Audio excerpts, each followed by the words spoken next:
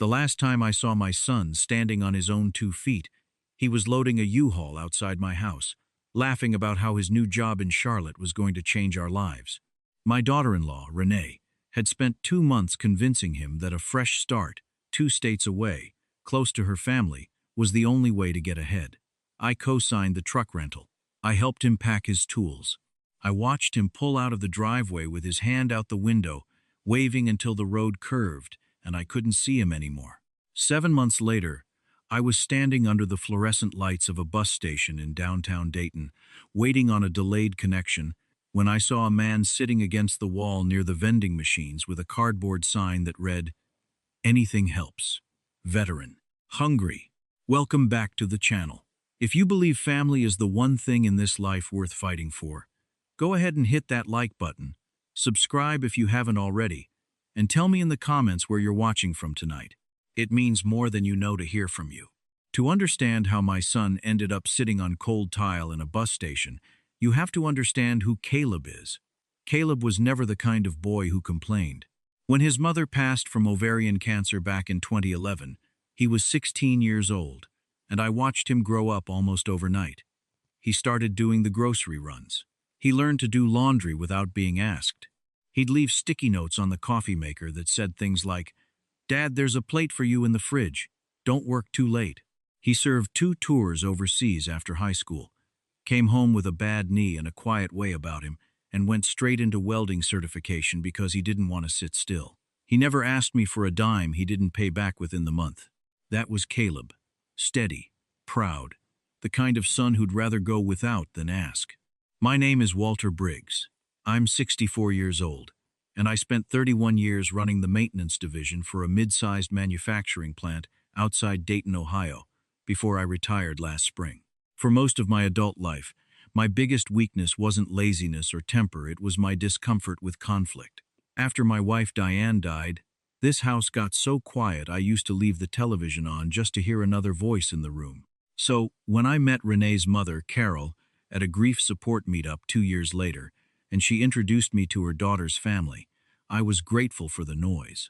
I was grateful for the grandkids running through my yard. I thought I was gaining a family. What I didn't understand, not for a long time, was that Renee had already decided my son was a stepping stone, and I was the wallet that made the stepping easier. Renee had a brother, Tyler, 26 years old, who'd bounced between construction jobs and get-rich-quick ideas for as long as I'd known him. Tyler didn't hold a job for more than 4 months at a stretch. He drove a lifted pickup truck that Caleb, bless him, had helped make payments on more than once, just to help the guy get on his feet.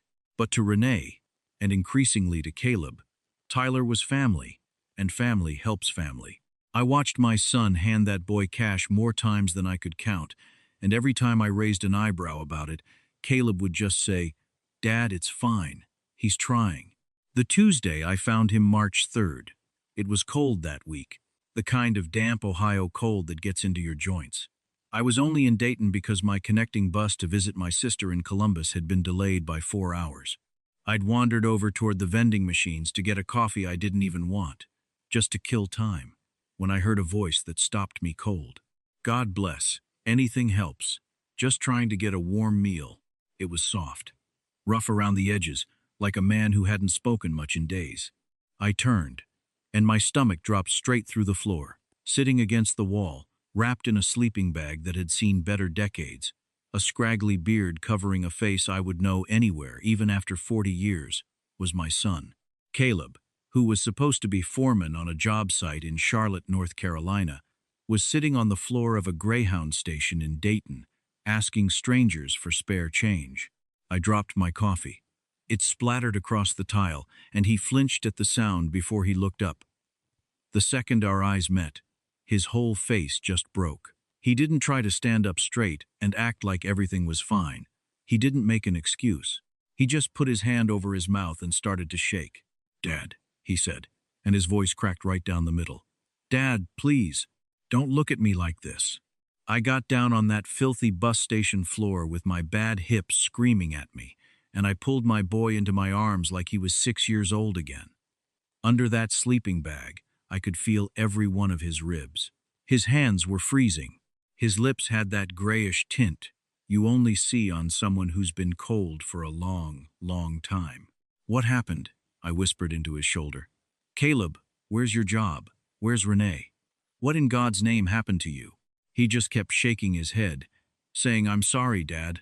I'm so sorry, over and over, like he was the one who owed me an apology. If this story's got you sitting up a little straighter already, go ahead and hit that subscribe button. It genuinely helps this channel reach more folks like you. I didn't ask another question in that station. I got him up, got his one duffel bag, and I called a cab because there was no way that boy was riding a bus another mile in the state he was in. I brought him to my sister's old house. She was letting me use the guest room while she traveled, and I sat him down at her kitchen table, made him a plate of whatever was in the fridge, and waited. It took him almost 2 hours to get the words out, and every one of them landed on me like a fist.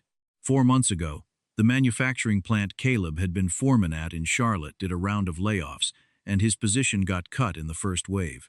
He called Renee in a panic from the parking lot, but Renee didn't tell him it would be all right. Renee told him not to worry, that her brother Tyler had connections through a friend who ran a logistics company out of Knoxville, Tennessee, and that if Caleb went down there for a few weeks to get certified and start fresh, Tyler would handle the apartment situation and get him set up with steady work by the time Renee and the kids joined him.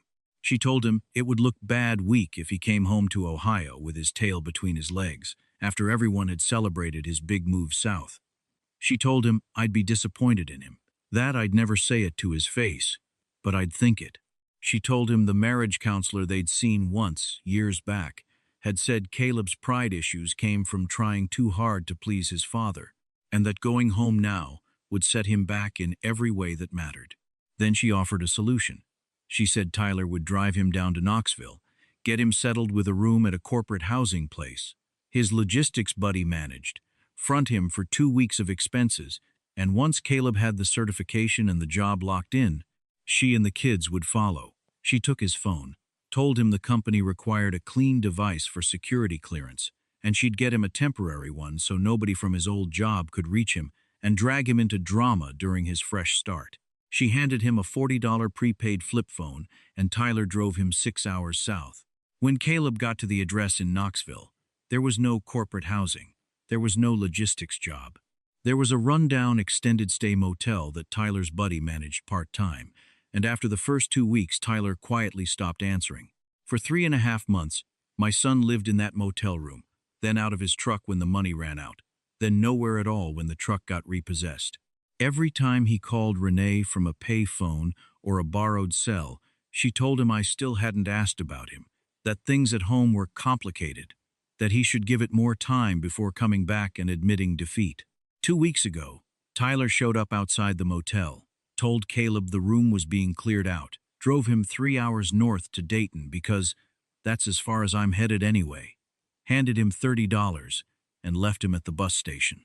She told me you were embarrassed of me, Dad, Caleb said, staring down at his hands on my sister's kitchen table. She said you told her I threw away a good career chasing something that wasn't mine to chase. I sat there holding my son's cold, rough hands, and something happened inside me that I want to describe honestly, because I think a lot of you watching know this feeling. It wasn't hot anger. It wasn't the kind of rage that makes a man raise his voice or put a fist through drywall. It was cold. It settled low in my gut, like a stone dropped into a well, and it didn't move. I understood, sitting in that kitchen, that 30 years of avoiding hard conversations in my own house hadn't kept the peace at all. It had just made it easy for someone to pick my son apart, piece by piece, while I sat 300 miles away thinking everything was fine. I called my old plant supervisor the next morning and told him I needed some time before I could commit to the part-time consulting he'd offered me.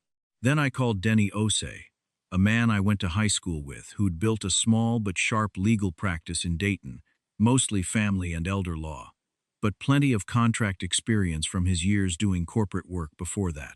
Denny didn't charge me a cent for the first sit-down. When I brought Caleb into his office 2 days later, Denny listened without interrupting once, taking notes on a legal pad the whole time. When Caleb finished, Denny set his pen down, looked at both of us over his glasses, and said, "Walter, I think we've got something here." See, Renee had made one mistake, and it was the kind of mistake people make when they think nobody's paying close enough attention to notice. Back before Caleb ever left for Charlotte, I had helped him set up a joint account tied to a small trust his mother had left, specifically for him money from her life insurance that I'd never touched, meant to help him buy a house someday. Caleb had given Renee limited access to that account 2 years back when things still looked stable, just so she could help manage bills while he worked long hours. When Denny and I pulled the statements over the next 2 days, the picture came into focus fast. Over the past 7 months, more than $51,000 had been withdrawn from that trust account in a series of transfers. It hadn't gone toward moving expenses. It hadn't gone toward Caleb's Charlotte apartment, because as we discovered, there never was a Charlotte apartment. Caleb's actual moving company deposit had been canceled and refunded to a bank account controlled by Renee within a week of the move, without Caleb ever knowing. Of the $51,000, $38,000 had gone into a used car dealership. Tyler had tried to start up outside Knoxville that folded within 2 months. The remaining $13,000 had gone to a new kitchen renovation in the house. Renee and the kids were still living in the house. Caleb still believed was being kept for their eventual reunion in Charlotte, when in fact, Renee had never left Ohio at all. She'd told everyone, including her own mother, that she and the kids were staying behind temporarily to sell the house properly, the same house Caleb was still making payments on, from whatever work he could scrape together on the road. My first instinct was to drive straight to that house and start throwing things. Denny stopped me cold. "If you go in loud right now," Denny said, leaning back in his chair that Friday afternoon, "she lawyers up before the sun goes down, claims Caleb abandoned the marriage, and drags this into a custody fight over those kids that'll take 2 years and every dollar you and Caleb have left. We don't want a fight where she gets to play the victim. We want this buttoned up before she even knows we're looking." So, for 6 days, Caleb cleaned up, fed, resting, but still raw stayed quiet. He sent Renee a short text, saying the Knoxville job fell through, and he was staying with an old army buddy for a bit to figure things out, which wasn't entirely a lie. Meanwhile, Denny and I built the file, bank records, the canceled moving deposit, text messages Caleb still had, where Renee explicitly told him not to contact me, a statement from the motel manager in Knoxville confirming Tyler's arrangement and the abrupt end of payments. It took Denny's paralegal 3 days to have it airtight. Saturday, March 14th, 6 in the evening. I drove Caleb over to that house myself. Renee opened the door in workout clothes, and for half a second, before she saw my face, she actually smiled. "Walter, we weren't expecting. Is Caleb with you? Is everything? Can we come in, Renee?" I said. It wasn't a question. She stepped back to let us in, and I watched her eyes go straight to Caleb's face, thinner, harder, older than 7 months should have made him, and something flickered there before she smoothed it over. "Caleb, honey, you look exhausted. Knoxville really put you through it, huh? I told you that logistics thing sounded." "There was no logistics job, Renee," Caleb said. His voice was steady in a way that surprised even me. "There was no corporate housing. Tyler left me in a motel, and then he left me at a bus station in Dayton with $30 in my pocket." The color didn't leave her face right away. It took a second, watching her mind work, trying to find the angle. "I don't, Walter. What is he talking about? He's clearly been through something traumatic. Maybe we should—" "I found my son," I said, and I kept my voice level, the way Denny had coached me. Sitting on the floor of a Greyhound station, asking strangers for spare change, because he thought his own wife and his own father had given up on him. He hadn't eaten a full meal in 2 days. His shoes had holes clean through the soles. Renee's face went the color of old paper. "You told him I was embarrassed of him," I continued. "You told him I said things about him I never said. You put my son on a bus to a made-up job. You drained his mother's trust behind his back to bankroll your brother's dealership. And you let that boy sleep in his truck in a Tennessee parking lot while you renovated a kitchen with his mother's insurance money. Walter, please, you don't understand the situation. I was trying to—" "Sit down, Renee," I said. She sat. I opened the folder Denny had prepared and laid 3 documents across her kitchen counter. right next to a bowl of decorative lemons she'd probably bought with Caleb's money. "This first one," I said, "is a full accounting of every withdrawal from Caleb's trust account over the last 7 months, cross-referenced with your brother's dealership filing and this house's renovation permits. Denny's already spoken with a detective in the Financial Crimes Unit. This qualifies as theft and fraud under Ohio law, and because that trust was established through probate after Caleb's mother's estate, there are additional penalties on the table. If Denny makes one phone call tonight, this is in front of a prosecutor by Monday morning." Renee's hands were flat on the counter, and I watched them start to tremble. "This second document," I went on, "is a separation agreement. You keep the house, Caleb doesn't want it, and frankly, neither do I. But you sign over any claim to what's left of that trust. You agree to a structured repayment plan for every dollar traceable to that dealership and this renovation, and full custody of the children goes to Caleb, with you retaining scheduled visitation, pending a standard review. Given what you've already shown a family court about your judgment, Denny doesn't expect that review to go your way regardless.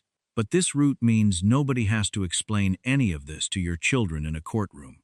"That's not fair," Renee said, and her voice had gone thin and high. "Tyler's the one who I didn't tell him to leave Caleb in Knoxville like that. That wasn't I was going to fix it. I just needed time."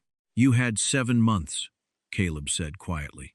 It was the first time he'd spoken since we sat down, and something about the calm in his voice seemed to hit her harder than anything I'd said. 7 months, Renee. I called you crying from a payphone in October, and you told me to give it more time." She didn't have an answer for that. Nobody in that kitchen did. "If you're feeling something right about now, go ahead and drop a comment below telling me what you'd have done in Walter's shoes. I read every single one." "You have until Monday morning," I said, closing the folder, "to have a lawyer review this. And I'd encourage you to get one, because Denny will not be doing you any favors on the terms. If you don't sign, option 1 goes forward, and I promise you, your brother's dealership records will not survive a subpoena." Renee looked at Caleb one more time, searching his face for something, an opening maybe, some flicker of the boy who used to hand her whatever she asked for without a second thought. She didn't find it. Caleb just looked tired. Not angry, just done. We didn't stay for a response. I drove Caleb back to my sister's place, and neither of us said much on the ride. He just stared out the window at the streetlights going by, and somewhere around the 3rd mile, I saw him exhale like he'd been holding his breath for months. Monday morning, Denny called me at 9:15. Renee had signed everything. Her lawyer, a young associate who clearly hadn't wanted this case once he saw the file, had tried to negotiate on the repayment structure, but with the fraud exposure sitting on the table, there wasn't much room to push. Tyler, for his part, was already being looked at separately for how he'd represented the dealership investment to at least one other family friend who'd put money in. That wasn't our fight to finish, but Denny said it wouldn't surprise him if more came out. Over the following 4 months, things settled the way they settle when you finally stop avoiding the hard parts. Caleb got full custody of his 2 kids, Mason and Ellie, ages 8 and 5, who moved into my house with him while he got back on his feet, steadier work. A small rental of his own by June, his welding certification still good, a new shop, 2 towns over, glad to have him. He hasn't spoken to Renee outside of custody arrangements, and he hasn't spoken to Tyler at all. Renee's still in that house, working extra shifts at a dental office to keep up with the repayment plan and the mortgage on her own now. Every Sunday, Caleb brings the kids over for dinner. Last weekend, Ellie fell asleep on my couch halfway through the movie, and Mason helped me flip burgers on the grill, asking me question after question about my time in the Navy the way his father used to at that age. Caleb sat on the porch steps with a beer he barely touched, watching his kids, and when I came out to join him, he didn't say much. He didn't need to. "Thanks for being at that bus station, Dad," he said eventually, looking out at the yard. I told him the truth. I said I hadn't been looking for him that day. I'd been killing time waiting on a delayed bus to see my sister. But some part of me has never quite believed in coincidence like that. Some part of me thinks a father finds his son when it matters, one way or another, even if it takes the long way around. I never got an apology out of Renee that meant anything, and I've made my peace with that. I've learned, at 64 years old, that real peace isn't waiting on someone else to admit what they did. It's building something solid enough, a family, a home, a Sunday dinner table, that the people who tried to tear it apart simply can't reach it anymore. Thank you for spending this time with me tonight. If this story reminded you what it means to fight for the people who share your blood, hit that like button, subscribe for more, and tell me in the comments, where are you watching from? And who in your life would you go to the ends of the earth for? Stay strong, hold your family close, and I'll see you next time.